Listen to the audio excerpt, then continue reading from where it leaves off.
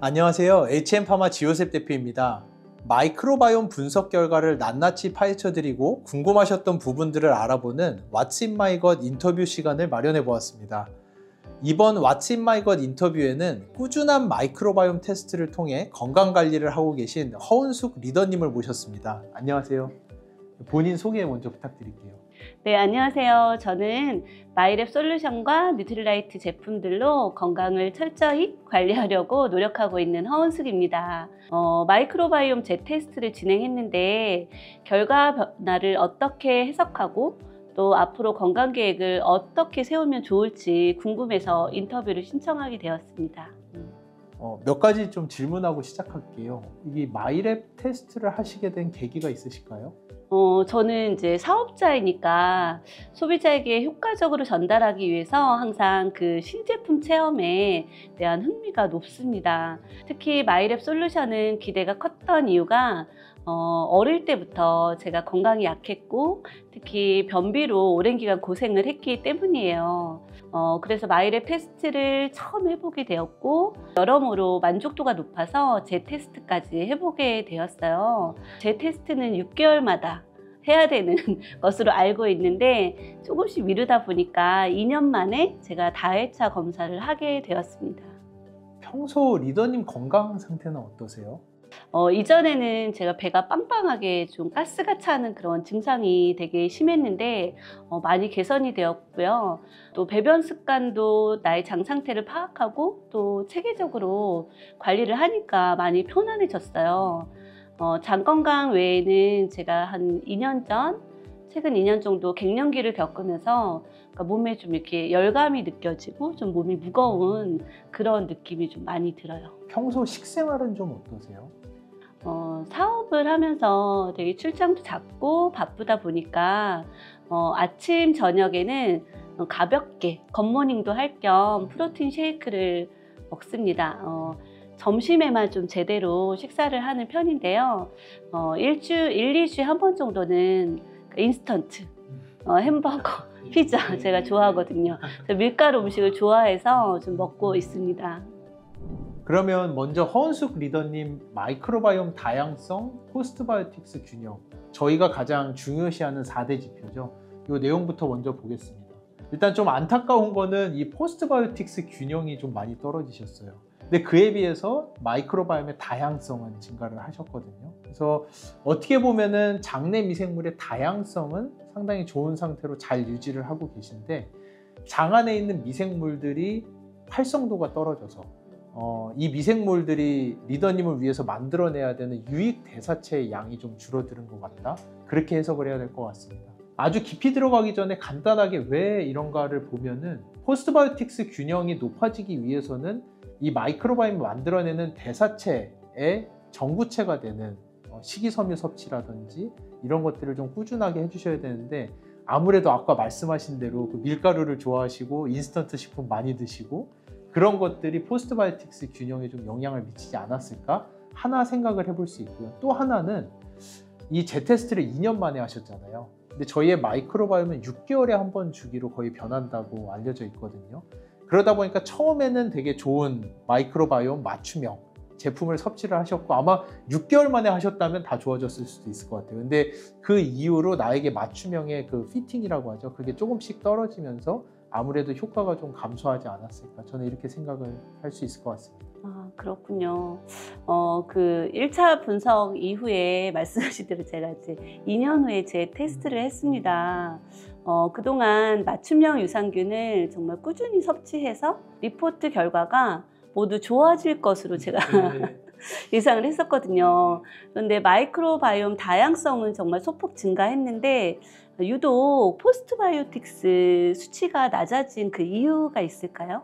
포스트바이오틱스 지수 낮아지는 거는 아까 말씀드린 대로 이 장내 미생물의 활성이 떨어지는 거예요. 대표적으로 정제, 탄수화물 섭취라든지 정제 당 섭취라든지 이런 것들이 많아지게 되면은 미생물이 먹을 음식은 점점 없어지고 제가 흡수하는 음식의 영양분의 양은 늘어나다 보니까 그런 것들이 장내 미생물이 좋음에도 불구하고 이 아이들이 좋은 포스트바이오틱스를 만들어내지 못하는 결과로 이어지지 않았을까? 조금은 그렇게 생각이 됩니다.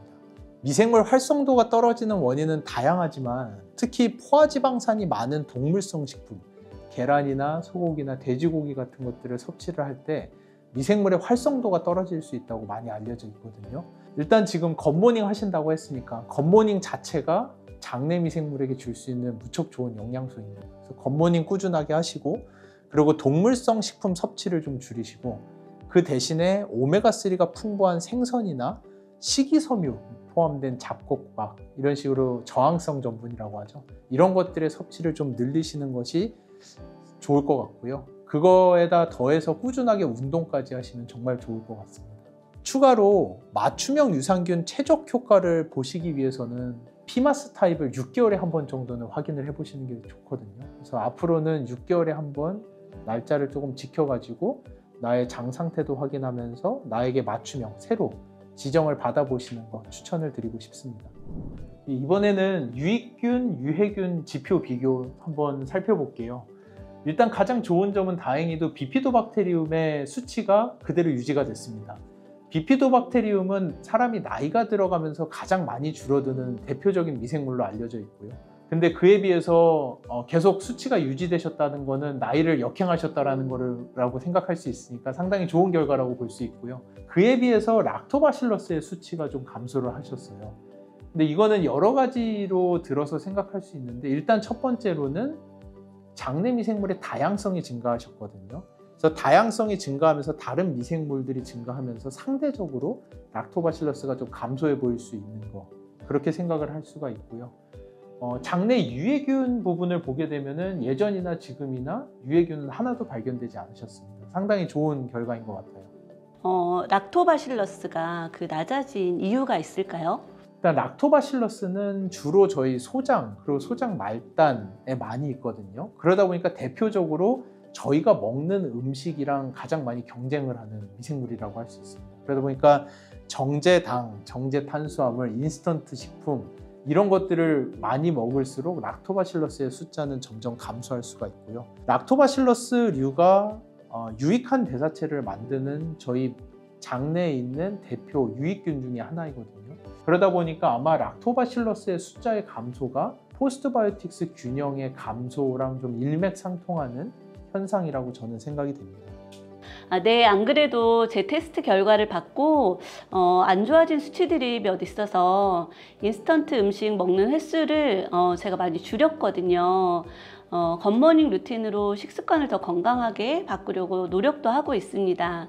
더 꾸준히 노력해서 6개월 후에 한 번 더 검사를 진행해야 되겠네요. 다음으로 건강 관련 장내 미생물 비교에 대해서 한번 알아보겠습니다. 이번에 2년 만에 재테스트를 하셨잖아요. 재테스트를 하셨을 때는 예전의 표본이랑 좀 변경이 됐습니다. 저희가 업그레이드를 하면서 표본의 숫자를 10,000대로 증가시켰거든요. 하지만 전반적인 트렌드를 보는 거에는 큰 문제는 없으니까 그렇게 참고해 주시면 좋을 것 같습니다. 건강 관련 장내 미생물 항목 중에 콜레스테롤, 체지방, 면역, 인지 건강 항목이 평균 대비 좀 낮게 나오셨어요. 특히 면역의 경우에는 이전에도 낮았는데 이번에도 낮게 나오셨거든요. 그래서 설사 관련된 항목은 이전에는 낮았는데 이번에는 많이 개선이 되셨습니다. 낮게 나온 건강 항목의 경우에는 해당 항목에 대해서는 미생물의 좋은 영향을 상대적으로 덜 받고 있을 가능성이 있는 항목으로 관리적인 측면에서 관찰이 필요하다고 볼 수 있습니다. 그러면 제가 이 수치가 낮게 나온 항목들을 개선하려면 어떻게 해야 될까요? 특히 콜레스테롤 관련 미생물들이 낮아졌는데 어떻게 관리를 하면 좋을까요? 일부 지표 미생물의 분포를 높이는 데 좀 집중하시는 것보다는 일단은 가장 기본이 되는 4대 지표에 먼저 집중을 하시는 게 좋을 것 같아요. 마이크로바이옴 다양성이랑 포스트바이오틱스 균형, 수치를 중심으로 장 관리를 하시는 게 더 좋을 거라고 저는 추천을 드리고 싶습니다. 그래서 지금과 같이 지속적인 마이크로바이옴 다양성과 포스트바이오틱스 수치를 관리해 주시면 낮게 나왔던 건강 관련 장내 미생물의 분포도가 궁극적으로는 높아질 수 있을 거라고 저는 생각을 합니다. 콜레스테롤 건강 관련 장내 미생물 항목은 고콜레스테롤 그룹에서 비중이 높은 지표 미생물의 분포인데요. 생애 주기에 따라 달라질 수 있습니다. 콜레스테롤 건강에 안 좋다는 의미가 아니라 콜레스테롤 건강에 도움을 주는 미생물의 분포도가 다소 낮다는 점을 참고해 주시면 좋을 것 같고요. 나쁜 콜레스테롤이라고 보통 말하는 LDL, 중성지방을 낮춰주기 위해서 포화지방산 섭취를 줄이시고 식이섬유 섭취를 늘리고 오메가3 지방산과 같은 건강기능성 식품을 함께 섭취하시면 효과적으로 콜레스테롤 건강을 관리하실 수 있습니다. 그래서 이렇게 다회차 전후 결과를 비교해 보았는데요. 혹시 더 궁금하신 내용 있으시면 말씀 부탁드립니다. 요즘 이제 갱년기 증상을 겪고 있는데 이것이 마이크로바이옴에 영향을 주었을지가 궁금하고요.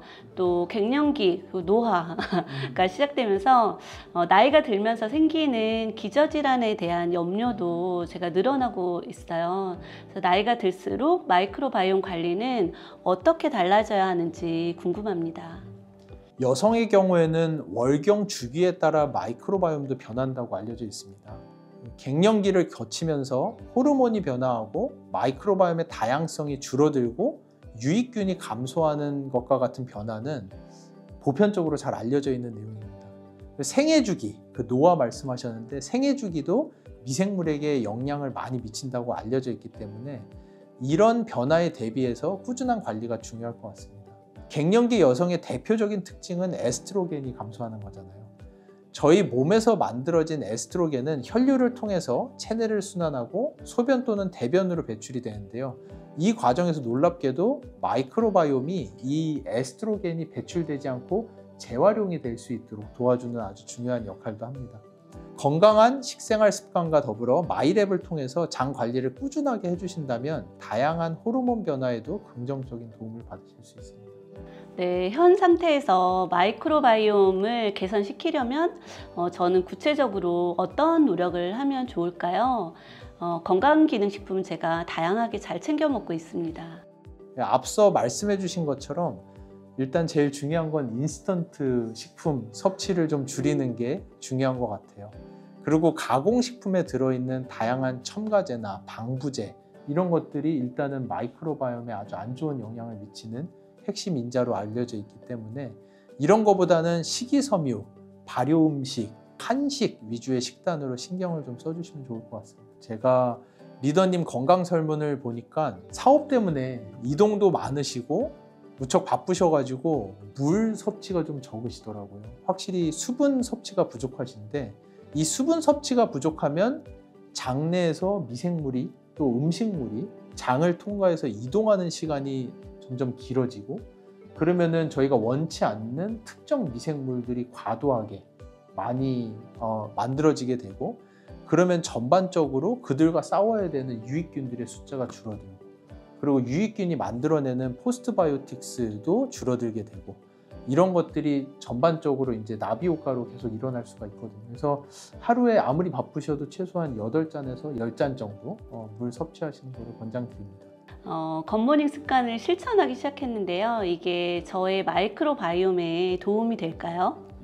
굿모닝은 일단 아까 말씀드렸던 것처럼 인스턴트 식품이랑 완전히 반대가 되는 대표적으로 저희 장내 미생물들이 좋아하는 식이섬유, 단백질, 홍단백질 이런 것들이 풍부하게 들어있는 데다가 거기에다가 유산균까지 같이 드시는 거잖아요. 그래서 굿모닝 통해서 매일 아침마다 유산균 섭취 루틴화 시켜주시는 거 너무 좋은 습관이고요.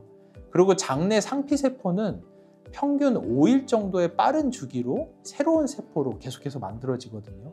이러한 빠른 세포 교체가 장내 환경을 지속적으로 변화를 시키기 때문에 이런 것들이 장내 미생물 분집에 상당히 큰 영향을 줄 수가 있습니다. 그래서 유산균 일단은 저희가 알고 있는 것처럼 소화도 돕고 장내에서 비타민도 만들지만 방금 말씀드린 그 장내 세포의 재생성에도 상당히 큰 도움을 주기 때문에 유산균 꾸준히 섭취하시는 거 무척 중요합니다. 그래서 특히나 이 유산균의 긍정적인 효과를 얻기 위해서는 맞춤형 유산균 섭취를 꾸준하게 해주시는 게 가장 중요할 것 같습니다. 아침 공복에는 맞춤형 유산균을 섭취하고 그리고 저녁에는 이제 일반 유산균을 섭취하고 있는데 이렇게 계속 함께 섭취해도 괜찮을까요? 예, 일단은 아침, 저녁 시간이 많이 떨어져 있기 때문에 큰 문제는 없거든요. 근데 맞춤형 유산균을 드시면서 조금씩 개선되는 느낌이 있고 좋다라고 느껴지시면은 맞춤형 유산균에 집중하시는 것도 상당히 좋을 것 같습니다.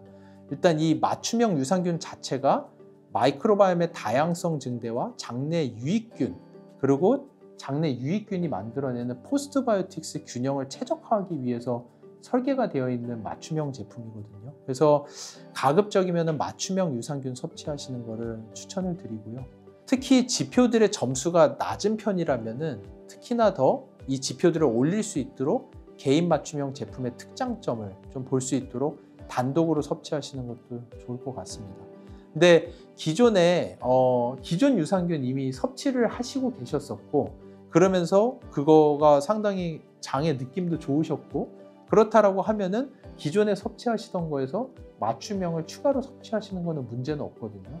하지만 미생물들끼리 서로 시너지가 날 수도 있습니다. 하지만 가끔은 시너지가 아닌 아이들끼리 서로 싸울 수도 있기 때문에 시간을 너무 많이까지는 아니어도 시간을 좀 띄고 드시면 참 좋을 것 같아요.